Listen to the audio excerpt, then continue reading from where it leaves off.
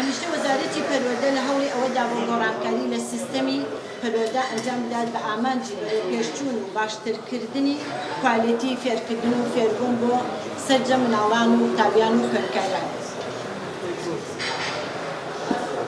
وەزامنکردنی ژینگەیەکی تەندروست و لەبار بۆ خوێندن لە هەرێمی کوردستانەوە. ئامانجی ئەم کۆنفرەنسە چەسپاندن و دەوڵەمەندکردنی سیستەمی دڵنیایی جۆری لە دامەزراوە پەروەردەیەکان لەبەر ڕۆشنایی یاسای متمانەبەخشی بە دامەزراوە پەروەردەیەکان کاردنەکە کە ژمارە 13 لە ساڵی 2022 دەرچووە. پاش جێبەجێکردنی بەرنامەی بنیادنانی تواناکان لە 7 2017 بە بەرنامەیەکی درێژخایەنی استراتیجی ئەم بەرنامەیە بۆ پشتگیریکردن و پشتیوانیکردن و باشترکردنی کوالیتی خوێندن لە هەرێمی کوردستانە هاتەکان کە لە سەرەتای ساڵی 2017 بۆ 2018 وەک تێست لە 6 پەروەردە لە هەرێمی کوردستانە جێبەجێ کرا. ئەوانیش ناوەندی هەولێر، ڕۆژهەڵاتی سلێمانی، ڕۆژئاوای، دهۆک، خانەقین، کەرکووک و کەلار. پاشان لە ساڵی 2021 بۆ 2022 هەڵسەنگاندن بۆ 5933 قوتابخانە و خوێندنگا لەسەر ئاستی هەرێمی کوردستانە کراوە و هەر لە ساڵی 2022 بۆ 2023 هەڵسەنگاندن بۆ 6033 قوتابخانە و خوێندنگا کراوە. لەو ماوەیەی جێبەجێکردنی بەرنامەکە لەسەر جەمناوەندەکانی خوێندن لە هەرێمی کوردستانە هەبوونی سەرنج و تێبینی لەسەر هەندێک وردەکاری بەرنامەکە و گۆڕانکاری ئەرێنی لە هەندێک خاڵەکاندا بۆ دەوڵەمەندکردنی بەرنامەی بنیادنانی تواناکان و گونجاندنی لەگەڵ واقع حاڵی ناوەندەکانی خوێندن لە هەرێمی کوردستان.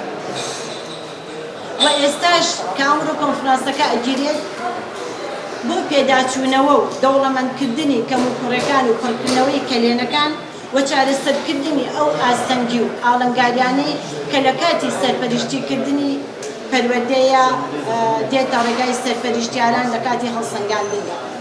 و ئەم کۆنفرەنسە زیاتر تاکید لە دڵنیایی جۆری ئەەکەینەوە ئەمانەوێت کوالیتی خوێندن بە شێوەیەکی باشتر، بە شێوەیەکی تەندروستتر بتوانین کاری جدی لەسەر بکەین.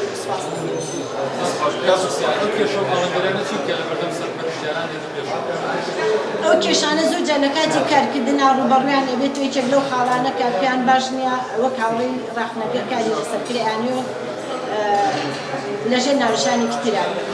دوم لە کاتی هەڵسەنگاندنا ئێمە لەم ساڵانە هەڵسەنگاندن لەسەر تاگ ناکەین، هەڵسەنگاندن لەسەر کاملی دامەزراوەکە ئەکەن کەواتە لێرە هەموو ئەندامانی قوتابخانە و خوێندنگاکان بەرپرسن بەرامبەر بە کوالیتی و باشبوونی خوێندنگاکە و هەموو دایک و باوکەکان حەقی مەشروعی خۆیانە کە بزانن مناڵەکانیان ئەنێنە چ قوتابخانەیەک وە لە چ ئەستێکا ئەو قوتابخانەیە. لەبەر ئەوە بە شێوەیەکی گشتی هەڵسەنگاندن بۆ کاملی دامەزراوەکە ئەکەن واتە هەموو ئەندامانی ئەو دامەزراوەکە و ناوەندی خوێندنە بەشدارن لە بەرەو پێشچوونی یان خوانەکردن لە دواکەوتنی قوتابخانەیان. قوتابخانەکان باس دەڵاکەن ئەم شێوازە لە هەڵسەنگاندن ئاڵۆزە بۆ پەروەردەکاران دەستکردووە. ئایا ئەم کۆنفرانسە ئەتوانێت تۆزێک کارەکان دابەش بکات یاخود ئاسانکاری یانی کەم بکاتەوانێت ساڵانێت؟ لە ڕاستیە هەموو کارێکی نوێ ئاستەنگێتە پێشەوە تۆزێ گرانی هەیە، بەڵام ئێمە ئەمانەوێت کار لەسەر کوالیتی خوێندن بکەین لە هەرێمی کوردستانە تا بتوانین کوالیتێکی تەندروست واتە ژینگەیەکی تەندروست و لەبار بۆ خوێندکاران بۆ قوتابیان ئامادە بکەین. لەبەرەوە هەموو کارێک دەستپێکەگری ئاستەنگی هەیە، بەڵام لەم کۆنفرەنسە کار لەسەر ئەو خاڵە لاوازانیان لەسەر ئەو خاڵانە ئەکەن کە کەم و کوڕێن ئەمانەوێت چاکیانکەین و دەوڵەمەندیانکەین و بەرەو باشتری ژینگەیەکی تەندروست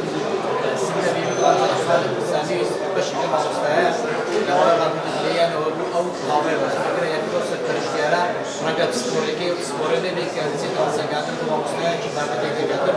ئایا مامۆستایان زۆر بەدەم کاری ئێوە هاتووی و تاچە ئەمڕۆ گرفتی ئەوەی کە هاوڕێی ڕەخنەگەر سپۆرنی بەڵام ڕەنگە ڕەخنە مامۆستایەک بێت؟